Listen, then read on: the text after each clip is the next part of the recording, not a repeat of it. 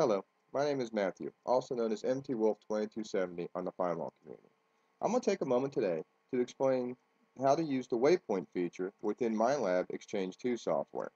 I'm in my Myrtle Beach folder, a place that I go on vacation, and I'm using this because it's a generic location and obviously wouldn't give away some of my good hunting places. Now, we all know that this particular use of this feature might not be effective for beach hunting because beach conditions can change each tide or any given day. So just because you have a really productive spot on the beach doesn't always mean it would be a really productive spot on the beach. But this same logic that I'm going to show you, this same technique, could be used for, say, a large field or a battle site that you have permission to hunt. Anywhere you obviously have permission to hunt that you want to be able to mark a position that was productive that you want to go back.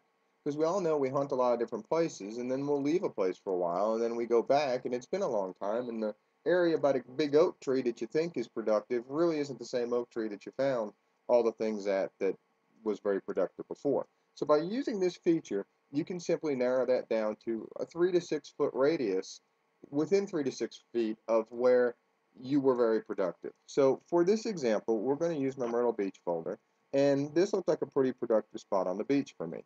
So what you simply do is you grab your waypoint icon and you drag it to the area. Now, you could put it right here, and to grab it, and I guess I should explain that. To grab it, you simply use the left mouse button, press and hold, and drag it over here.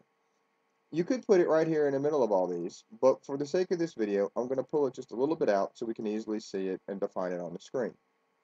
Once we depress the button, it actually marks that spot.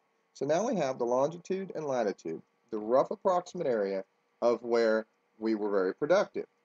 All we do at this point is simply give it a name so that we can transport it to the CTX, go into the menu where the CTX keeps it in the GeoStore, and actually navigate to that spot.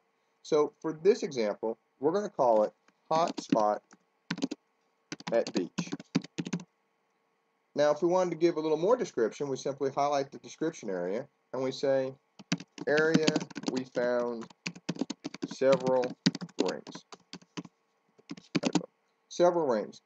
Now, we simply click Save New, and it saves the waypoint. Now, it's going to save it in my Myrtle Beach folder because that's the folder that I'm currently in. If you were in a field or if you were at a home site or whatever the venue was that you were wanting to use the waypoint feature, you would obviously need to be in the appropriate folder. Once you have the waypoint created, we can click Edit and it'll bring the waypoint up and all of our information has been saved, longitude and latitude. Now, to get that information to the CTX, we simply left click it one time, highlight it, press and hold the left mouse button, drag it to the CTX folder, and put it in.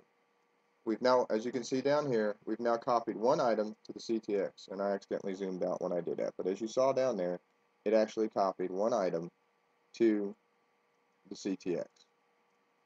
So if you look now in the CTX, which is where I'm in now, I'm actually in the CTX, I'm no longer in the Myrtle Beach folder, you can actually see it has that information stored. I switch back to my Myrtle Beach folder. I go back to my Myrtle Beach display of my find points, including the waypoint we just created. So we've created a waypoint and we've put it into the CTX. Now we're ready to go, we're ready to use that. This feature is very, very useful because, you know, there are times that you find these productive spots and you go back and you want to hunt the spot and you think you're on the spot and you're not, as I said earlier. So this is a great way to do that. You don't have to use any other software. You don't have to use any other map software. You don't have to use a MapQuest or whatever because you can do all of this within XChange, within the XChange software. You can also use the waypoint feature by saying if you know you're going to hunt somewhere, and I'll use another generic location. I'm not going to use a field or a home site because I don't want to give away somebody's hunting ground, including my own. So we'll do another generic beach. We'll say Panama City Beach. And this would work the same as if this would work exactly the same for any map environment. So let's say we know we're going to be down here at Panama City Beach, and we know we're going to be staying here at this Days Inn Panama City beachfront. And we know we're going to hunt this area right here. And this would apply, like I said, if it was a big plantation home somewhere in South Carolina, we would do the same thing. We would pick an area that, or maybe, we were looking on a map and we saw an area that looked like an old cellar hole or an old church foundation or an old home site foundation. We could use the same method. We basically grab the waypoint, we drag the waypoint to whatever area spot on the map that we want to hunt, and we're going to say right here behind Hooters. We want to go hunt right here behind Hooters. So we're going to mark that location. And now we have a longitude and latitude, a fixed position.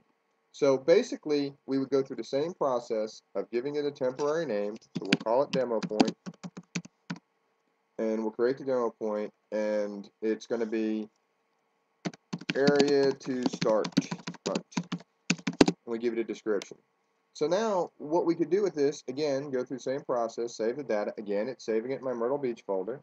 And what that would allow us to do is that's using the Minelab XChange 2 software, using its map feature by navigating the search area, selecting an area that you want to search, taking a find point, marking the find point location, saving it, and transferring it to the CTX. Same thing. We click it, left click the mouse button, left click and hold, drag and drop to the CTX.